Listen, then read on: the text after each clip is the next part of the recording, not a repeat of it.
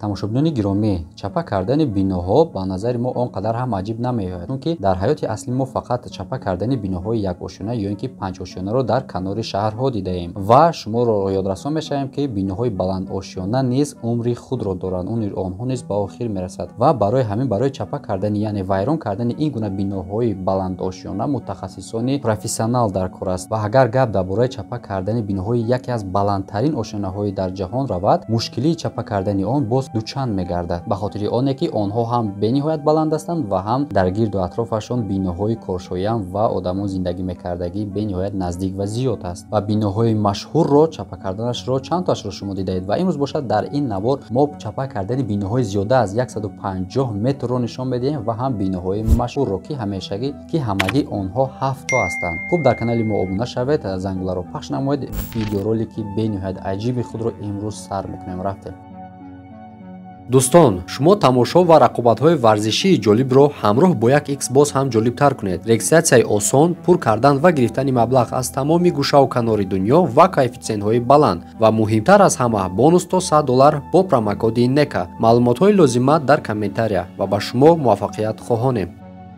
розкаш ва зиндагии зебо дар яке аз баландошина лаби баҳр. ин гуна рекламодателҳо ва фурӯшандаҳои ин бинои 115 метра ки дар лаби баҳр сохта шуда истода буд, муштариёнро реклама мекарданд ва даъват мекарданд бо номи Ocean Tower ки дар лаби баҳри Саунпарде сохта шудааст ва ин макон бошад дар штати Техас дар наздикии сарҳади Мексика ва Америка қарор дорад. сохтмони ин бино ҳанӯз дар соли 2006 оғоз шуд дар лаби баҳр ва ҳамон сол фурӯхтани ин бино низ сар шуд. дар он вақт нархи миёна як апартамент $2 миллион буд. дар соли 2008 вақте ки конструксияи асосӣ яъне устухони бино сохта шудагӣ тайёр буд, яке мутахассисон аҳамият доданд ки тарафи шарқии ин бино дар 30 сантиметр ба замин фурӯ рафтааст. дар охир фаҳмиданд ки мутахассисон ва инженерон зери заминро хуб аз назар нагузаронданд ва дар он ҷо қум пайдо шудааст ва барои ҳамин бино бо вазми худаш ба як тараф фурӯ рафтааст. дар газета ва маҷаллаҳо дар ҳамон замон дарҳол навистанд ба монанди башняи меғалтидагие ки дар Рим вуҷуд дорад. масъули асосии сохтмончӣ кӯшиш кард ки ин биноро дар ҷояш дошта ва сохтмонро идома диҳад. хулоса аз дасти онҳо ягон кор наомад, натавонистанд фуруравии биноро пешгирӣ кунанд ва билохира ба хулосае омаданд ки ӯро бояд вайрон кунанд. тайёр кардани ин здания барои кафондан ки дар он замон зиёда аз 50 000 тонн вазн дошт, якчанд моҳ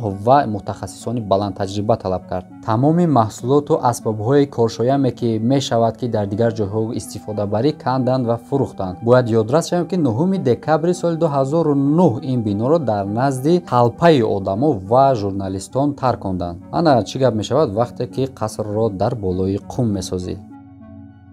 ва мо бошад наворро идома медиҳем ва навори навбатӣ низ аз Техас мебошад. дар аввалҳои соли 1952 дар шаҳри Форт-Вет штати Техас, Иёлоти Муттаҳидаи Амрико аввалин фундаменти бинои сиёшонаро рехтанро сар карданд. муҳлати сохтмон якчанд муддат тӯл кашид аз сабаби вазъияти душвор будани иқтисодиёти ин штат. барои ҳамин ин зданияи сиёшонара ҳамагӣ 5 сол баъд соли 1957 кушода карданд. баъди кушодан ин биноро ландмарк тавер ном монданд ва баландии ин бино 116 метрро ташкил медод ва баъди кушоданаш яъне аз соли 57 то 74 сол баландтарин бино дар шаҳри Форт Вен ҳисоб мерафт. дар аввали ин бино бонки миллии континентал қарор дошт ва дар болои ин бино бошад як соати то мехурдагии калонтарин дар он вақту замон соатро насб карданд. охирон маротиба ин соат вақтро дар соли 1990 нишон дода буд, ба хотири оне ки дар соли 1990 ин биноро маҳкам карданд. дар давоми 16 сол ин бино танҳо холӣ буду халос, ягон кас ӯро истифода намебурд ва ҳатто дар соли 2000 ӯ дар зери таъсири торнадо қарор гирифт. дар ин қадар вақти зиёд якчанд соҳиб пайдо кард ва хостанд ки биноро истифодабариашонро аз нав сар кунанд, аммо ба онҳо муяссар нагардид. соҳибоне ки ӯро харида буданд барои реконструксия яъне аз нав барқароркунии бино $62 миллион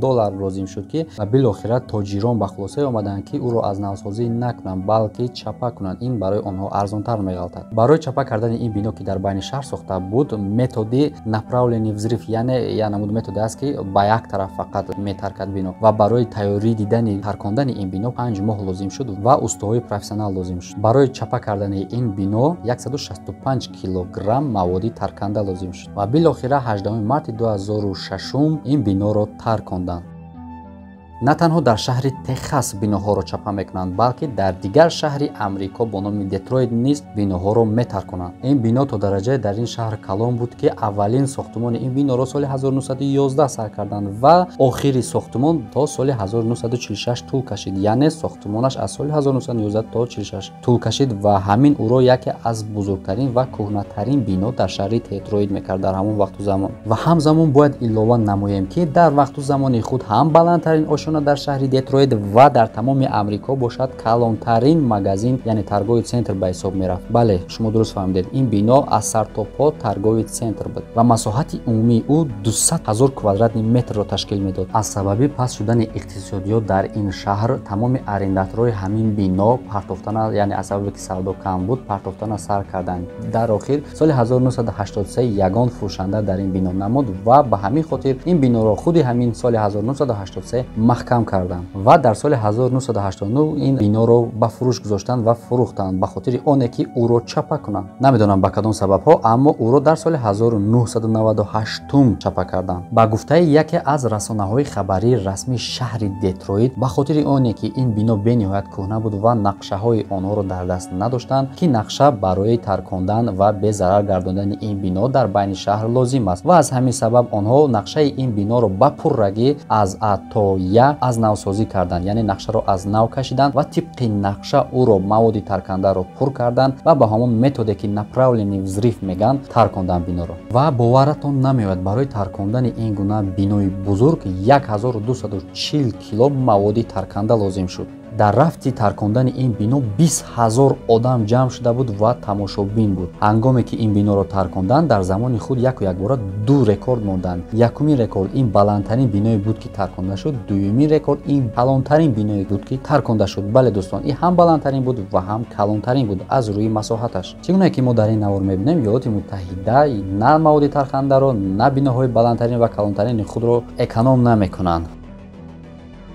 ҷопониҳо бошад таркондани биноро ҳамчун як искусство қабул доранд. меҳмонхонаи Гранд Принси Акасака, ки дар наздикии қасри Кита Сиракао, Токио, ки резиденсияи принси пештараи Корея буд, дар соли 1955 кушода буданд. дар соли 1982 бо проекти архитектураи Кенза Тагер дар назди ин як бинои 141 метраи алюминӣ сохта шуда буда. аз сабаби ки меҳмонхона дар байни роҳ дар маркази шаҳр сохта буд, бениҳоят кораш хуб пеш мерафт ва дар соли 2011 ин меҳмонхонаро маҳкам карданд. билохира дар соли 2013 ӯро тарконданд. бовар намекунед дӯстон, сабаби чапа кардани ин биное ки соли 70 сохта шуда буд, дар соли 2013 ба стандарти нави Япония ҷавобгӯ набуданд, аз сабабе ки паталокошон бениҳоят паст буд. ва яке аз сабаби дигари чапа кардани ин бино ин он буд, ки дар соли 2011 аз заминҷунбии сахт ин бино хуб зарар дид ва аз навбарқароркунии ин биноро он қадар идеяи хуб ҳисобида нашуд. барои чапа кардани ин бино японцҳо як методи нав ва бениҳоят хубу беҳтарине ки дар ҷаҳон ҳамтон надорадро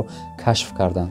ва дар ҳангоми чапа кардани ин бино ҳатто экскаватор ва маводи тарканда истифода бурда нашуд. ба шарофати технологияи нав ки системаи Teco-Rep ном дорад, бино дар вақти воқеӣ аз паҳлӯяш сантиметр ба сантиметр паст карда шуд. он технология қариб намоён набуд ки пешакӣ ҳамаи унсурҳои дохилӣ ва конструксияҳои борбардорро дар бар мегирифт. сипас сарпӯши бино, ошиёнаҳои болоӣ ва сутунҳои муваққатиро хуб гирифта ва оҳиста оҳиста паст карда шуданд. вақте ки деворҳо, сутунҳо ва фаршҳоро канда шуданд, ҷолиби диққат аст ки ҳангоми ба лифтҳои дохилӣ фаровардани масолеҳ энергия ҳосил мешавад, ки баъд барои қувваи таҷҳизот асбобҳо истифода мекунанд. коргарон аз зарар дидани сокинони хонаҳои ҳамсоя ва роҳгузарон хавотир нашуда, оромона деворҳоро аз дарун вайрон кардан мегиранд ва худи коргарон аз шароити бароҳати корӣ дар ҳавои бад бидуни борон ва хунукӣ лаззат мебурданд. ин усул имкон дод ки садои кор 17 децибел кам карда, зарар ба табиат кам карда шавад. вақте ки онҳо бо ин роҳ ба вайрон кардани меҳмонхонаи Гранд Принс Акаса шурӯъ карданд, сокинони маҳаллӣ тағйиротро танҳо пас аз он мушоҳида карданд ки бино нисфи баландии худро гум карда буд. ба ҳисоби миёна дар 10 рӯз бинои осмонхарош ба 2 ошёна қадам ба поён мезанад. бо боварӣ гуфта метавонем ки ин сюжети тайёр барои навор гирифтани филми чӣ тавр биноро дузидан мумкин аст мебошад. дӯстони азиз, дар ҳамин ҷо навори имрӯзаи мо ба охир мерасад. агар ба шумо писанд омада бошад, дар канал обуна шавед, зангуларо пахш намоед ва то видеои оянда дар паноҳи худо бошед. хайр.